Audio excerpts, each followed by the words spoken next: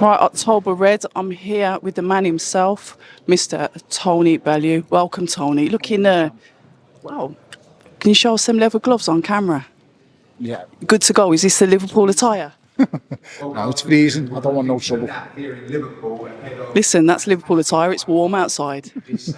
Yeah, sometimes, but I'm doing all right. I'm okay. How's things? Talk. Listen, this card, talk to us about this card. Jack Catterall going up against a seasoned fighter, received some criticism, but your thoughts? Yeah, as in Jorge's passed it.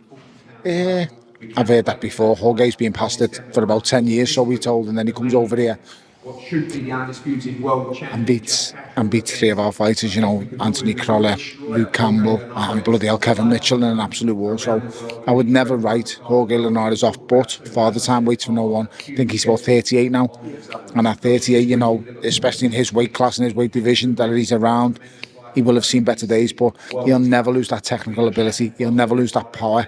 What he might lose is the timing and the sharpness. We'll soon find out on Saturday night, but Jack Catterall needs a standout statement fight, and I think he might be able to get it here. One of the things I do like about you is you're very critical of fighters, quite honest. Sometimes people say, Jesus Christ, he's razor sharp. Being a pundit, still being involved in boxing, how important is it to still be honest about fighters, even if they're on your team, as it were? I've done it before. You just got to be honest. I mean, listen, I was commentating on Kell Brook, working for Sky Sports at the time, and Kell's a friend of mine. He is a friend of mine, but I thought he quit against Errol Spence, and I just said it. And a lot of fighters messaged me that night and went, "Good on you, you said what needed to be said." But then some other fighters were like saying to me, "You shouldn't have said that," and I'm like, "But what am I supposed to do? I'm saying what I thought happened. Sometimes I might get it wrong, but I'll tell you what I see and what I'm thinking." And I think Jack Catterall needs a standout, massive victory on Saturday night. And I don't think his career can move on until he gets older Josh Taylor. I think both of them are stuck in trajectory with each other. Neither Josh Taylor nor Jack Catterall can move on any further in their career until they face each other again. And that is through no fault of the fighters, by the way. That is through the pure incompetence of the officials and the judges and the referees and whoever else that took part in that. But that is not their fault. But I'm telling you straight, with no unequivocal answers, they can't move on until they face each other again. We just asked Jack Catterall a question upstairs. You've got the three world champions, I think. You've got Regis Prograis. You've got another couple of champions. He said, "What would you do? Do you want to face a world champion, any of the three world champions, or do you want to face Josh Taylor?" And he just went, "Josh Taylor." Doesn't even want the world title fight, just wants Josh Taylor. That's all you need to know. Don't get me wrong, he doesn't want to look past Jorge Linares, but he just wants to get in there and get what he thinks he's entitled to, a victory over Josh Taylor. That mental game that it plays in your head when you've had a loss, how hard is it for you to even try and step over that if you don't have that rematch? I've been in this position, but I wasn't robbed. I just thought I'd done enough to get the victory. I thought Nathan Cleverly in a really close fight, one that could have went either way. I thought I should have got it, but it didn't. He got it, but that rematch haunted me all the way through until I actually got it and then defeated him. And I beat him absolutely clearly in the rematch. Even though it was a terrible fight to watch, I apologise to anyone that paid. But I beat him clearly the second time, but I thought I beat him the first time. So I can understand a little bit what Jack Catterall's feeling, but I could never understand how hard it must have been. He should be an undisputed champion, but listen, it's boxing, and that's not Josh Taylor's fault. It's really not. Josh is a brilliant fighter. I like Josh, he's a good lad, but everyone knows he didn't win that fight. It's just one of them things. It's a fight, but you've just got to see now what happens with the future going forward. These two will come together again. I'm absolutely certain of it, and I think it'll be early next year. If I'm being totally honest, I genuinely think that. I think Josh Taylor's been released now. I'm pretty sure he has. He might be a free agent. I'm sure he might be a free agent. I'm not sure. But if he is a free agent, then that's a fight that they need to make straight away, because it's got history, it sells, and it's just absolutely huge. I hope that fight actually gets made. I need your thoughts now, and I'm going to go on to the other side of boxing, your opposition, as it were, boxer. Your thoughts on, obviously, the late cancellation, Dan Azeez pulling out with an injury, and obviously... On the news, I only heard on the news, literally. Did it come out yesterday, or was it the day before? Yesterday. Yeah, someone said to me, Dan Azeez, because I was looking forward to it. I like Joshua Buatsi, really good fighter. Dan Azeez done well, come on, good couple of victories. I think he was recently, not long ago, defeated Rocky Fielding. So he's coming up through the ranks and stuff, and he's doing well.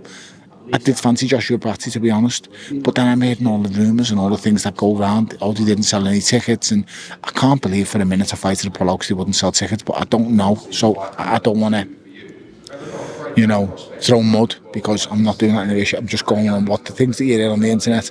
I'm not really on social media much anymore because I just can't be bothered with it. Everyone wants to give a piece of you until they actually see you, and then no one wants no part of it.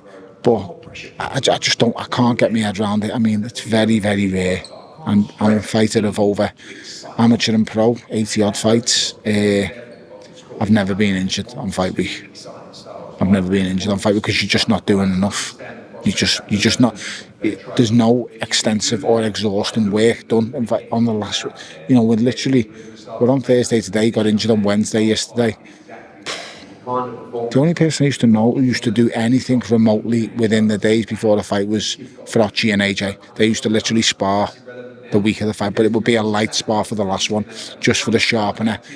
Usually Robert McCracken fighters. Now, I didn't. I'd stop. My last hard day would be the Friday, the week before. So 8 days before would be my last hard day in the gym. Once I'd finished that Friday session the week before, I knew I was fighting. No matter what. Like, nothing could have, nothing goes wrong. I am fighting because I have just done my last odds. Anything that can go wrong goes wrong on the Friday before.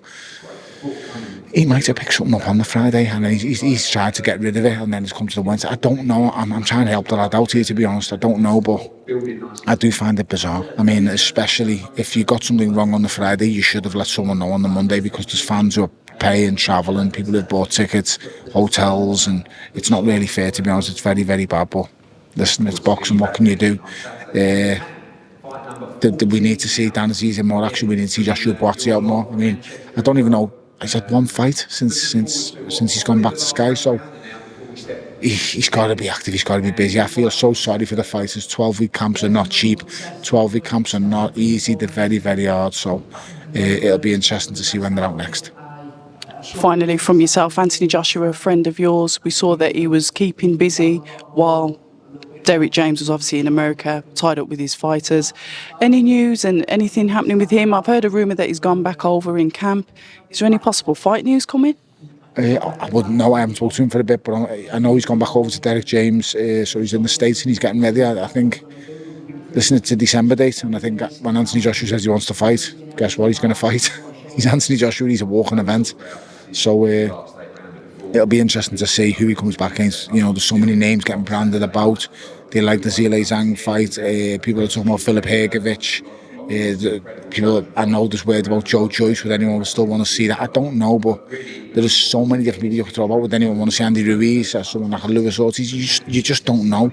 Martin Bakoli's obviously out in Saudi, so there's so many different names to get branded about, but ultimately it'll come down to him, and he'll make the final decision. He'll sit down with Eddie, Freddie, Derek James, I would hope so, and they'll navigate through opponents and they'll work it out. Your ex-opponent, Usyk, has now signed to fight Tyson Fury. The fight should happen. Who wins and why? I always thought that Size would beat Alexander Usyk, and I always thought that Fury was going to be the one. But the more he avoided it, the more it made me think, oh, does he know what I should have knew? Stay away from him.